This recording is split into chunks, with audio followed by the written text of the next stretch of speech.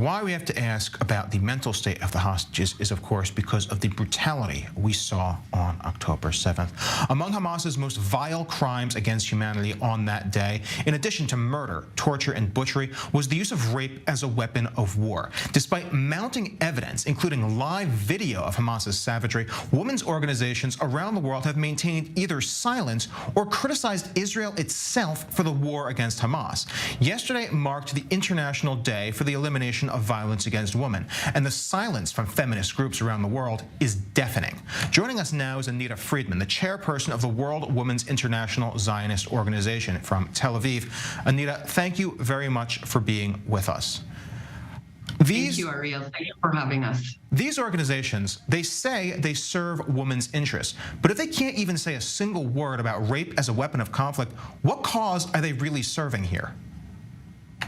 That's a very good question. You know, in the environment that we're living, where anti-Semitism is raising its ugly head, we see it also in these called humanistic and feministic organizations. We've been working with them for the past, which exist for 103 years. And since then, we've been working with different organizations, women's organizations all over the world. The silence that we're meeting now, it's so deafening that there's no other explanation. I mean, there is no excuse for rape being the arm of anybody. You know, it's a terror. Rape is rape, no matter who is done to. And these organizations have the motto of, we believe you, we hear you. In this instance, they're making differentiations and they're trying to frame it politically. It's not political. It's gender-based rape. We also have men that have been raped. It's sexual violence in general. There's not buts.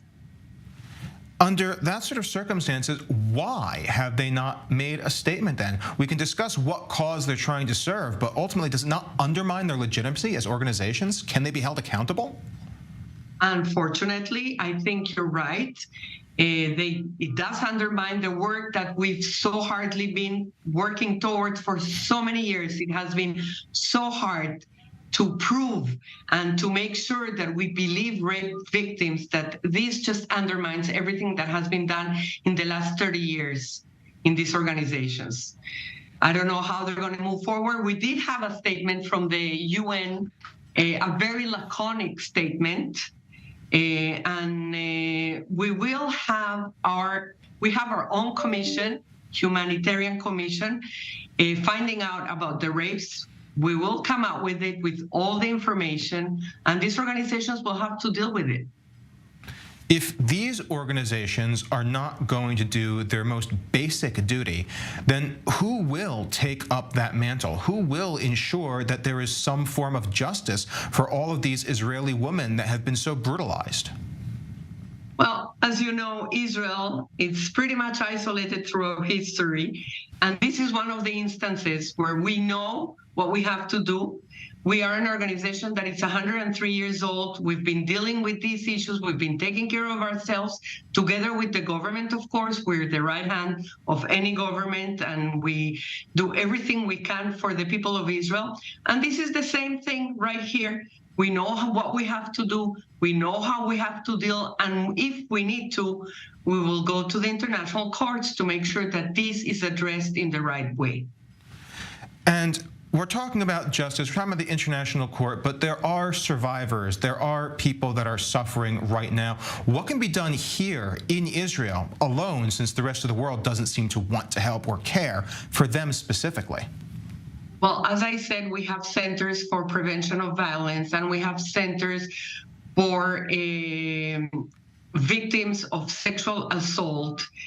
They are very much experienced in what kind of help we can give these women. This is a long process. It's going to be a long process to make sure that all the people, it's not only the women that were raped themselves or that were killed, it's also the people that were witnesses. You know, we have a lot of witnesses that maybe they themselves were not raped, but they saw everything that happened next to their friends and so on and so forth. So this is an immense task of taking care therapeutical, physically, in every way we can. And of course, we will do whatever we can to help these women.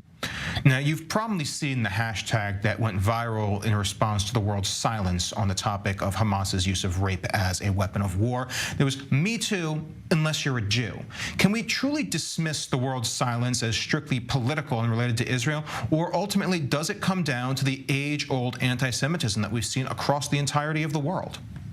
I think it comes down to the age-old anti-Semitism. People already don't need an excuse. This is so glaring, this lack of any kind of statement. I mean, these organizations, their first duty is to believe the victims. That's their motto. And to say you're not alone. And they are reneging on everything they're based on. And we've been sending letters. We've been communicating with them. I mean, in a personal basis, in an organizational basis, anything we can. And that's why you saw, finally, after 50 days, the UN representative saying, I met with Israeli women and heard about their work they're doing, and we remain alarmed. Even their language is so laconic, it's just incredibly, I don't understand it. Any human person, any feminist, any humanitarian organization, I think they need to do housekeeping on what they're doing and why are they doing and how are they doing it. And this is our call from here. Anita, we already discussed that this undermines their legitimacy in every possible way. Given that, are these organizations going to continue to even exist if they've betrayed their principles so badly? That is up to, I think there's a very important place for organizations like this, regardless.